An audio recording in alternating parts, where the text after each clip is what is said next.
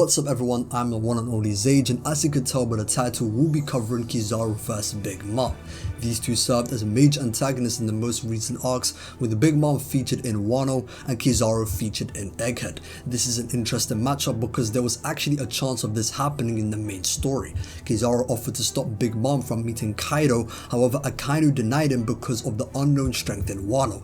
So we can almost look at this matchup as a what if Kizaru went to Wano to stop Big Mom from meeting Kaido. I do want to preface by saying that the result of this matchup doesn't determine how every Yonko fares against an Admiral and vice versa. I know how the fandom can be up in arms because you think one side of the coin is stronger than the other, when it should be handled on a case-by-case basis, which is what I'm about to do.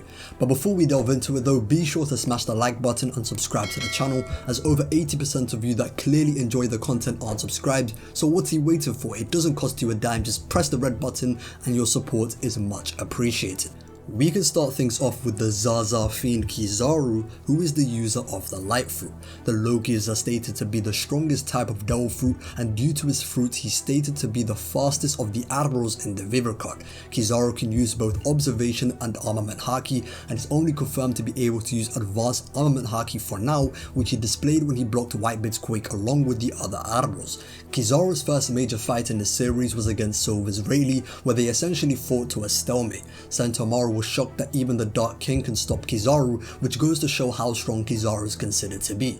Even though the fight ended in a draw, Kizaru was clearly on the winning end as Rayleigh was on the back foot and getting tired, whereas Kizaru was completely fine.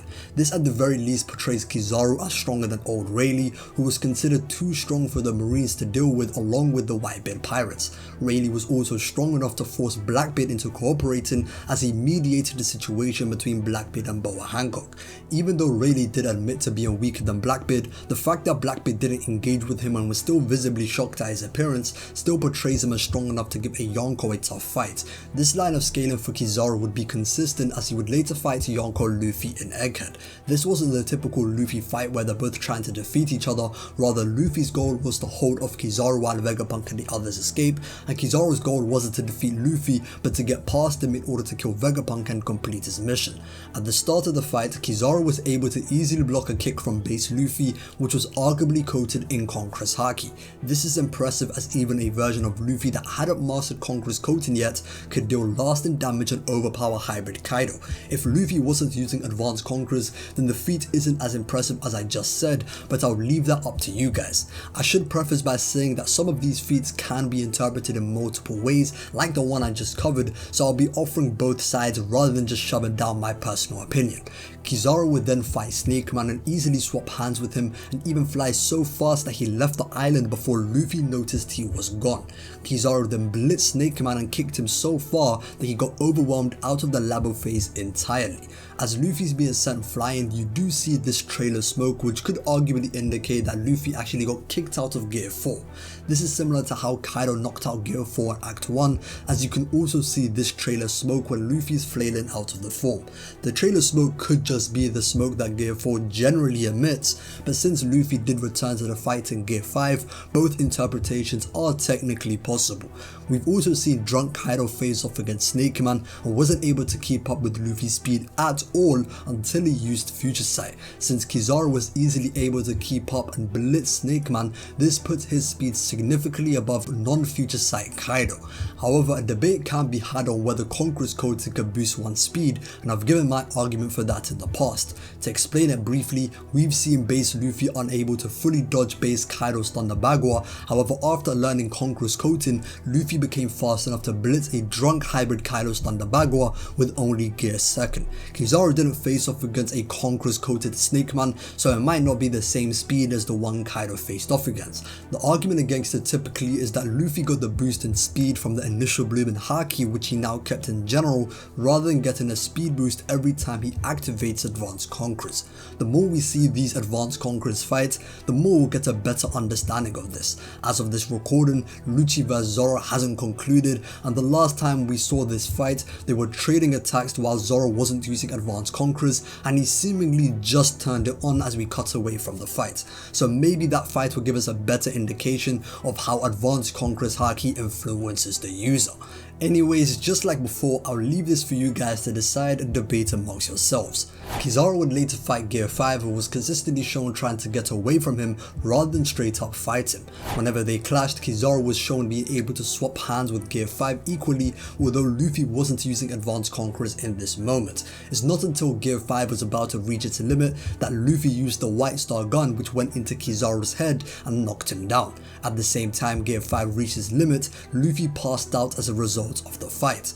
Even if you wanted to say Luffy won this fight, which is questionable, this wasn't a true representation of Kizaru's strength, which I've detailed in prior videos, which you can find in the description. To briefly sum it up, Kizaru was essentially mentally nerfed by the fact that he was tasked with killing an old friend of Vegapunk, and even outright admitted that he didn't want to kill him. Moments like this, when Kizaru missed a wide open shot at the Vegatank 8, supports this, and even the Kuma flashback shows how Kizaru was even doing the Nika dance with the group. In chapter 1103, Kizaru started to get back up from the White Star gun not long after he was knocked down, while thinking of Sentomaru and Bonnie as well. Kizaru might have been the one to low-key give the food to Luffy to rejuvenate him so he could fight against Saturn, which at that point just seals the deal that he was nerfed the whole time. We've seen on several occasions how the mental state of a character can affect another's durability, whether it be in the case of Garp against Luffy and Marineford, or base Kaido knocking out a distracted Oden. As of this recording, the Kuma flashback just ended, so maybe there'll be more to support this later in the arc, but the idea is that to feel no doubts is true strength, and Kizaru's resolve seemed to be wavering throughout the entire mission. That more or less does it for Kizaru, so now we can move on to the Queen of Totland, Big Mom. She's the user of the Soru Soru no Mi, which gives her the ability to control souls. She can also use all 3 types of Haki as well as Conqueror's Haki at the advanced level. This is the power that only a handful of the very strongest in the world possess, which we saw against Page 1, as despite his abnormal durability granted by his dinosaur Zoan, Big Mom was able to knock him out with a single punch. Based on the stories that the samurai had heard, Big Mom was just as fearsome as Kaido and considered to be like another Kaido during the raid. We even saw Big Mom clash and fight base Kaido for a couple of days without the use of Prometheus and Zeus. They both came out of the fight without any noticeable injuries despite fighting for a while, which goes to show how they were on equal footing during this fight. During the rooftop battle, we saw what the power of Big Mom looks like when she has all 3 of her homies. For example, she has a technique named God of Lightning Tenjin, which is a lightning bolt that acts like a homing missile that not even the supernova at the time could avoid. She even got a stronger thundercloud in Hera, which was strong enough to destroy a portion of the exterior of the Skull Dome of Onigashima. However, it's not until the fight versus Kid and Law where Big Mom really shows off her powers. Base Big Mom was capable of easily overwhelming both Kid and Law at the same time, to the point they acknowledged that they weren't getting anywhere in the fight and they were forced to use their awakenings. This is due to Big Mom's abnormal toughness, as even their durability negating attacks such as Law's countershock had no effect on her. Kid even says during the rooftop battle that it feels like their attacks were ineffective against Kaido and Big Mom. Law and Kid's awakening are still durability negating attacks, however they needed more power to deal lasting damage, which goes to show the level of power needed to truly harm Big Mom.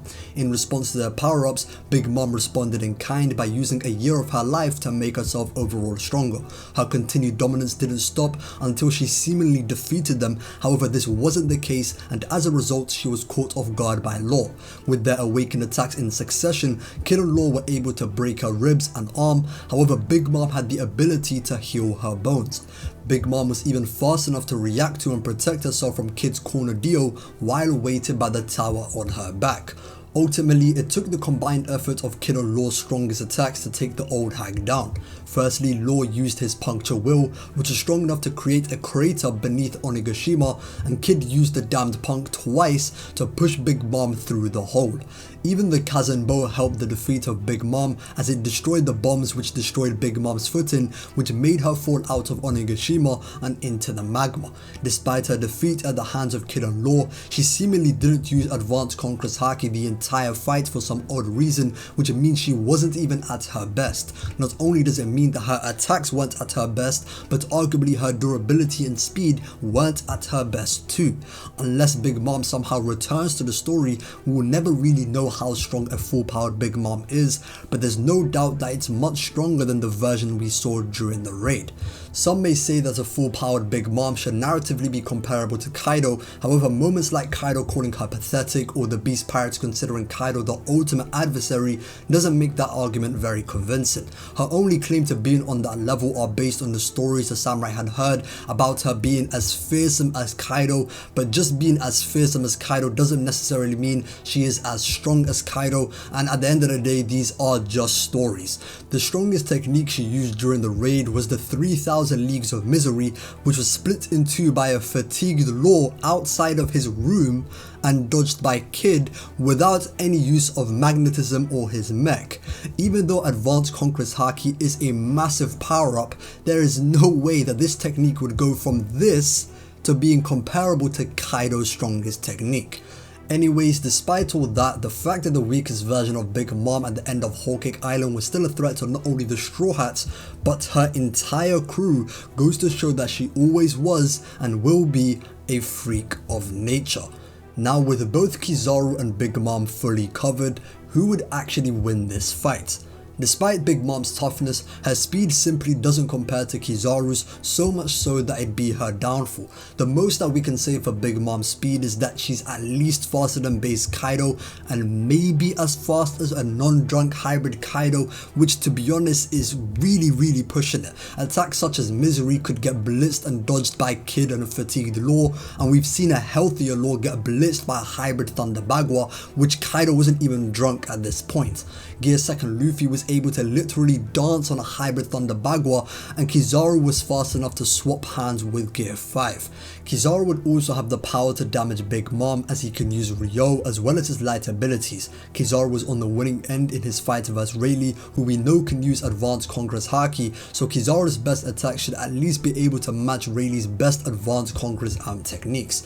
Even base Luffy, who hadn't mastered Advanced Conqueror's Haki yet, was able to deal lasting damage to Kaido, so Kizaru will have no issue dealing significant damage to Big Mom. Not to mention that Kizaru was swapping hands with Gear 5, so there could be no doubt that he will be dealing heavy attacks. Even if you wanted to harp on the fact that Big Mom didn't show a full fight using Conqueror's Coating, Kizaru hasn't shown his full power either while he isn't mentally nerfed. For all we know, Kizaru could have an awakened Logia and is much stronger and faster than he's already shown to be. Some might bring up the White Star Gun being able to immobilize a mentally nerfed Kizaru, however Big Mom doesn't have anything that scales anywhere close to this technique, which is Luffy's second strongest as of this recording. Big Mom's attacks amped with Advanced Conquerors would definitely deal lasting damage to Kizaru, but the issue will be landing those attacks as there's a massive speed gap which I've just covered. I know it may sound strange to some of you that this fight appears to be as one-sided as I made it sound, but Big Mom's feats are genuinely just that bad compared to other top tiers, which makes you wonder why Oda portrayed her in this way. On the other hand, this is probably the lowest we'll see Kizaru look in the story, and he likely hasn't even shown his full power yet, so he will have an opportunity to look even more impressive. Anyways, that's all for this topic, so if you enjoyed, be sure to smash the like button and subscribe to the channel. The links to my socials and Discord are in the description below.